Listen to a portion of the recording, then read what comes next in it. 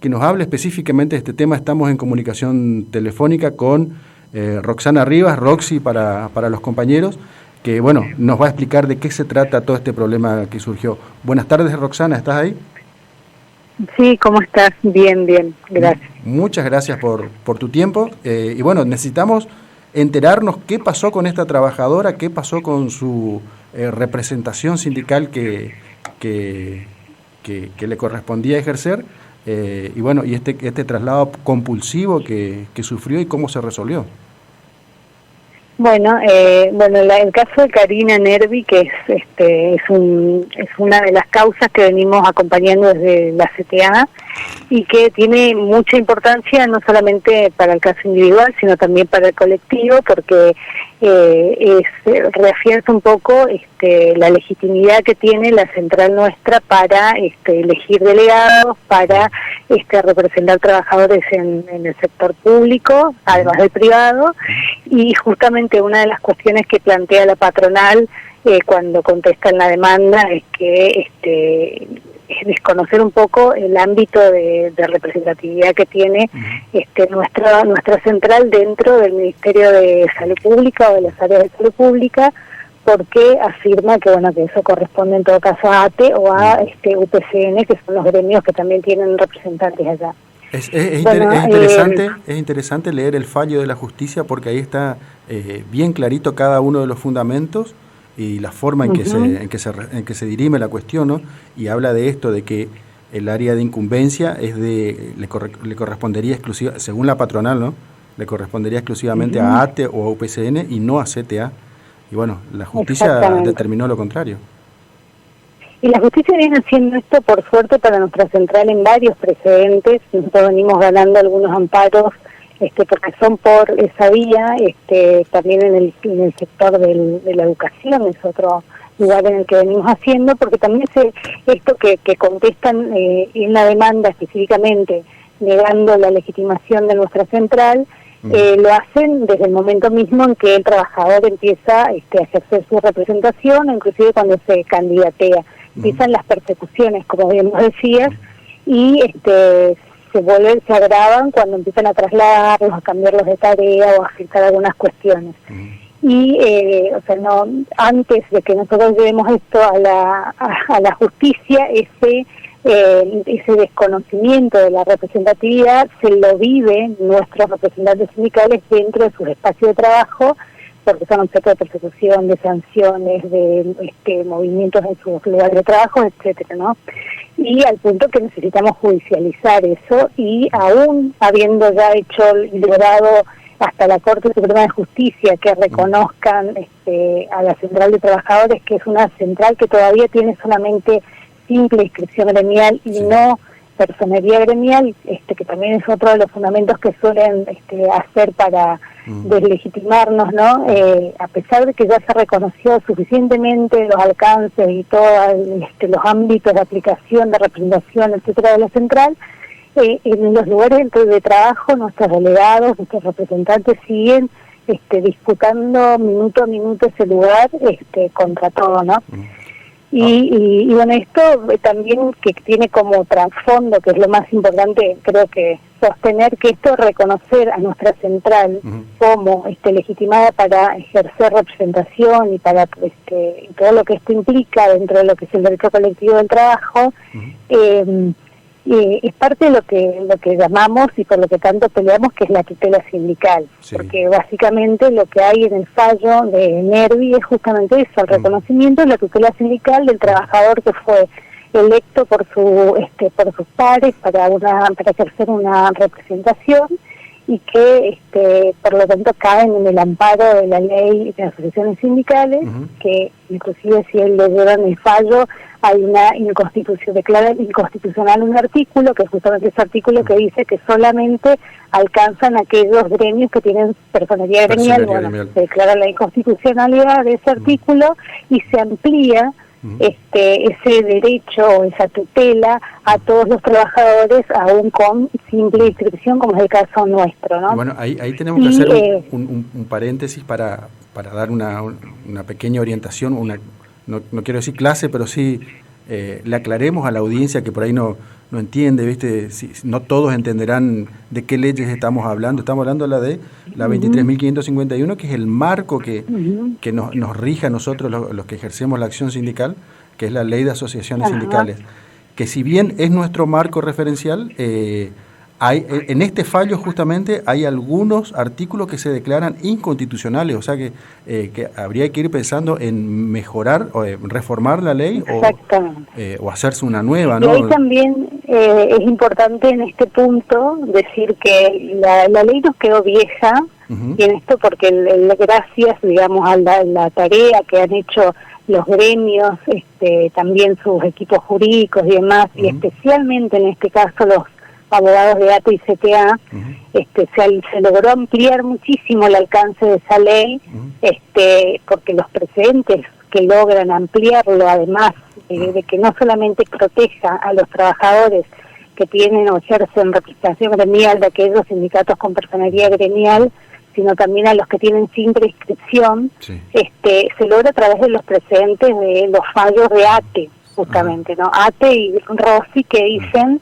que bueno, que la ley no puede restringir a una forma de organización sindical cuando la Constitución Nacional en el artículo 14 bis reconoce el derecho a la agremiación en las formas que se puedan, digamos, y que los propios trabajadores organizados puedan formar. No se puede restringir a un ámbito tan específico como es el de las personerías gremiales. La ley achica, la ley 23.551 es como que restringe un poco esa interpretación, y a través de los fallos judiciales y los argumentos que fueron exponiendo estos casos, que son nuestros casos testigos, digamos, y nuestros precedentes, se va ampliando eso, apoyándose justamente en la libertad sindical, que es otra de las banderas que fuertemente se sostienen desde nuestra central y desde sus gremios de base, ¿no? Bueno, esto de decir, la central se conforma justamente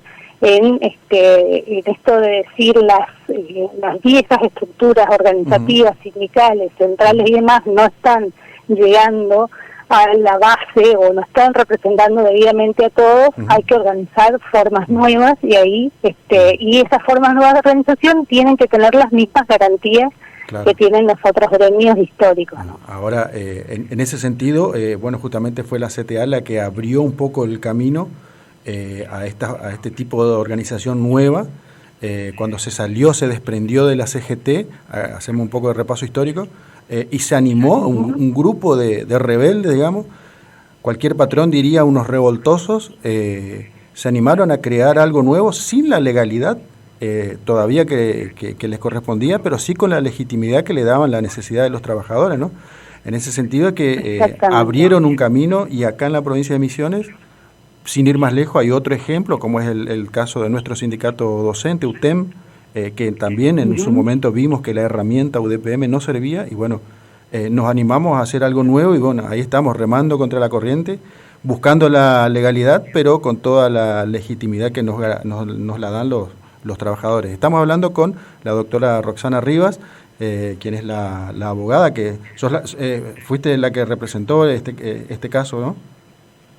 Sí, bueno, yo soy abogada histórica acá de CTA, así que imagínate, para mí siempre es un deber ético acompañar estas luchas, y por ahí rescatando un poco lo que vos decís también, entender esto, que el movimiento obrero preexiste a todo, la organización obrera preexiste, y también en esta organización y en este camino se va logrando las legalidades que se necesitan para garantizar, ¿no?, la conquista de derechos. Así que eso es importantísimo. La legitimidad siempre la da a veces el marco histórico, cuando la central de trabajadores surge e irrumpe en el escenario que en plena crisis de representatividad de los gremios y demás, empieza y tiene como novedoso, además de esa conformación no rebelde que vos decís, el hecho de abarcar todo un universo de trabajadores que se reconocen como tal, como trabajadores, pero que están fuera de toda la formalidad, de la formalidad o de la relación típica de dependencia, que es la que guía el trabajo, y que a su vez es lo que abarca todo lo que son los movimientos sindicales más históricos. Porque uno se sindicalizaba si era trabajador dependiente de algún área o de alguna empresa. En blanco, digamos. El famoso estar en blanco, que hoy también está en desuso el término, porque es decir, el trabajador que está precarizado, que no es regularizado, pero que sin embargo es un sujeto productivo y un sujeto trabajador que necesita representación. Ahora, y en el caso de Karina, que también esto creo que hay que destacarlo mucho, no solamente tiene que ver con el planteo viene no solamente por su cuestión de representante de una central como la nuestra, que no estaría cumpliendo las formalidades históricas, no tiene personalidad gremial aún. El caso de ella además viene con otra variable que es muy común en nuestro, digamos, estado provincial, que es la precarización. Ella es una trabajadora contratada por el Parque de la Salud para prestar servicio en el Ministerio de Salud Pública. Y bueno, en ese sentido quería hacer hincapié justamente la pregunta que venía, porque no es a la provincia a la que se le ganó, ¿no? Sí, justamente a la provincia a la que se le gana. No es al parque. Hoy presenta el fiscal de Estado, hoy presentó una apelación que sostenido además en esto de que todavía sigue discutiendo la legitimidad de CTA, que ya viene más que corroborada, pero que también veíamos que no discute otra cuestión, que es la que no puede explicar y que es la más grave de todos, y es que ellos, o sea, cómo se condena al Estado provincial por sobre el Parque de la Salud, que es técnicamente el empleador de Karina. Y es porque ese es un lado bastante interesante, porque cuando se demanda a ambos, ¿no? Se demanda al Estado, porque nosotros desde el primer momento, y esto también por el fallo dice al Ministerio y al Parque de la Salud, a los dos. Exactamente. Desde un primer momento nosotros sostenemos que Karina, como todos los trabajadores que son contratados, precarizados del Parque de la Salud, en realidad son trabajadores del Estado. Que eso es importante siempre, además de decirlo en el discurso, porque no hay ninguna explicación lógica para que un servicio esencial del Ministerio de Salud sea tercerizado como lo hacen a través del parque. El parque además lo hace a través de figuras que no son legales, que son anticonstitucionales, porque ellos, cuando uno va a las audiencias o a las paritarias o a las cuestiones más individuales de trabajo con el Parque de la Salud, el primer planteo es cómo ustedes tienen precarizados, pero no hay ninguno precarizado, se dicen porque están todos regularizados. No, precarizados están porque tienen contratos a plazo, cuando la regla es el trabajo por tiempo indeterminado. Y esa regla no se puede romper nunca, porque es de orden público, el orden público laboral que se dice, ¿no? Y ellos te dicen, no, nosotros nuestra ley de equitación, que es una ley provincial, que es totalmente anticonstitucional, que lamentablemente la votaron todos, acá dice que ese organismo autárquico que se crea para precarizar y para administrar el recurso humano del hospital y de otros recursos, no tiene prevista planta permanente, por tanto no puede tener contratos por tiempo indeterminado. Eso es un absurdo. Esto es una ilegalidad terrible. Y ellos lo blanquean cuando contestan la demanda y dicen, nosotros tenemos un contrato de colaboración con el Ministerio de Salud Pública, entonces lo único que hacemos es una especie de seleccionar su personal y contratamos y les damos, como si fueran adscriptos, una cosa absolutamente sui generis, fuera de cualquier legalidad. Ahora, y el juez lo que dice, simplifico esto, en que ustedes me dicen esto, ella realiza tareas en el hospital, de trabajo público, ¿no? Es trabajadora del ministerio, punto.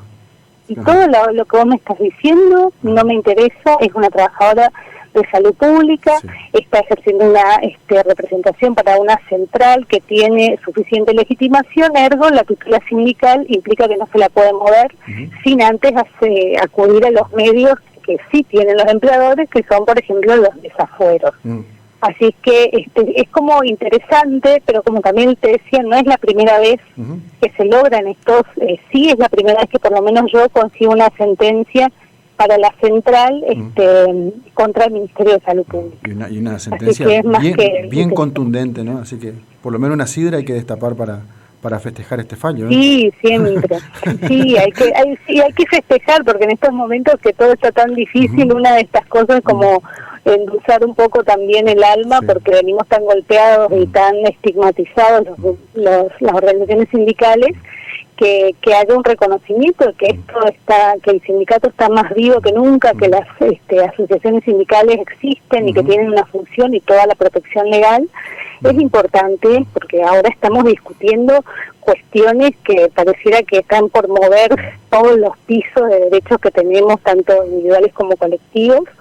Y esto ante la inminencia de la posibilidad de que gane la derecha, ¿no? Venga lo que se venga, cualquiera de sus dos acepciones, exactamente. Hay un panorama oscuro y más oscuro, depende de quién gane. Pero bueno, en este momento lo que nosotros tenemos que defender es nuestra organización por un lado, y después la legalidad que existe y todos estos antecedentes que le dan ese marco, ¿no? Ahora, Roxy, este ya es por ahí una opinión personal que te pido. Esto del Parque de la Salud lo venimos discutiendo hace mucho tiempo en nuestra organización, pero ¿a qué necesidad responde? ¿A la de, no sé, encubrir un poco los manejos de dinero, o tiene algún beneficio este sistema de otorgarle la salud pública a manos de una fundación? ¿Cómo es el tema? ¿Viste? Nadie termina de entender para qué se hace.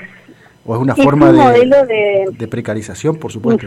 Nosotros por ahí le ponemos, cuando discutimos un poco, son como modelos paraestatales, o sea, que manejan patrimonio, y son modelos porque no es solamente el Parque de la Salud, es también peor todavía, es el Parque del Conocimiento. El Parque del Conocimiento, por ejemplo, a sus trabajadores le aplican, según ellos dicen, la ley de contrato de trabajo. Sin embargo, no hay convenios colectivos de trabajo para ninguno, entonces todos cobran lo que se les ocurre al empleador, y se volvieron como en lugares donde se precariza, porque todos ellos son precarizados, se frena, salvo por ahí el Parque de la Salud, que es donde más pudimos ingresar desde los sindicatos. Los otros es muy difícil lograr que los trabajadores se sindicalicen y que puedan reclamar sus derechos. Es una forma muy de lavarse muy las manos concreta y muy por parte del Estado. Y además es una forma concreta y muy efectiva de disciplinar a los trabajadores, porque que el Parque de la Salud, que provee de trabajadores esenciales, como son los de salud, que se vieron más que nunca en época de pandemia, que los tengan por contratos a plazo, que cada vez que llega fin de año o el tiempo de renovación, el trabajador tenga que estar con el corazón en la mano, y dependiendo su renovación de que tan bien se haya aportado para el empleador, y eso del bien que se haya aportado tiene que ver con que no haya reclamado nada. Así que imagínate darle esa, y de hecho toda la Cámara de Representantes, todos los diputados le dieron esa carta abierta al Estado provincial para precarizar a sus trabajadores y para manejar recursos esenciales que no rinden a nadie. ¿Viste Roxy, que ¿cómo entramos acá? Ahora el que impone la agenda de noticias es Javier Milei, el candidato, uno de los candidatos más fuertes, más presidenciables que tenemos, que posiblemente sea el próximo presidente o no sé, no se sabe. Pero es el que impone agenda, ¿no? Y habla de esto, de eliminar ministerios, de sacarse de encima a los empleados públicos. Y en realidad, acá en la provincia de Misiones, como que ya está ocurriendo, ¿no? Y en todos lados, porque además tenemos una provincia, y a nivel nacional un poco pasa lo mismo, en las provincias en general, el aumento de la planta de los trabajadores estatales nunca significó que los trabajadores estatales vivieran bien, porque si empezamos a mirar un poco cuáles son los ingresos, son también los que están por debajo de la línea de pobreza. Los municipios en la provincia, por ejemplo, lo que es el centro de conocimiento, la unidad ejecutora, todas esos organismos que aparecen, provinciales y nacionales, los sueldos son escasísimos, entonces no le va a hacer la diferencia al modelo que ellos hablan sacar a esa gente del Estado, porque no le significa déficit, eso es una fantasía. Por suerte también, yo creo que ahora que terminó el escrutinio definitivo, vemos que pareciera que están todos más parejos, así que te da como una esperanza. Pero sí me parece que hay que hacer un poco, y sobre todo desde nuestras organizaciones, discutir un poco más a fondo esas propuestas y lo que puede implicar, porque... ¿Y cómo afrontamos en caso de que se den? Sí, el achicamiento del Estado en términos de trabajadores, que no es eso, es también desconocer totalmente cómo funciona el Estado por un lado, y por el otro, lo más grave para mí es esta idea de eliminar los servicios públicos tan elementales y tan básicos y tan importantes y tan destacables que tuvimos siempre en la Argentina, como es el de la salud, la educación, las políticas públicas que llegan a todos los espacios y que existen y bastante, lamentablemente tampoco se difunden demasiado, están siempre en este último tiempo sobre todo muy concentrados en todo lo que falta, porque eso refuerza también la idea de que es necesario que venga un cambio así tan rotundo como Milei. Pero bueno, uno tiene que empezar a pensar qué va a pasar o en qué situación estamos, si un modelo como eso se aplica. Un modelo que además fracasó en todo el mundo y no se aplica en ningún lado, pero bueno, Roxana, es también esa batalla cultural que hay que dar. Roxana, una de las cosas más valiosas que tenemos los seres humanos es nuestro tiempo. Y vos nos dedicaste muchos de tus minutos valiosos, así que muy agradecido por la entrevista y esperemos seguir en contacto para que nos cuentes más logros que se van alcanzando desde lo judicial para la CTA y los trabajadores. Bueno, ojalá. Muchas gracias a ustedes. Bueno, hasta luego. Anda a descorchar algo con Nervi, por favor, para festejar. Gracias. Un abrazo. Gracias. Chao. Era la doctora Roxana Rivas, abogada ella, que nos contaba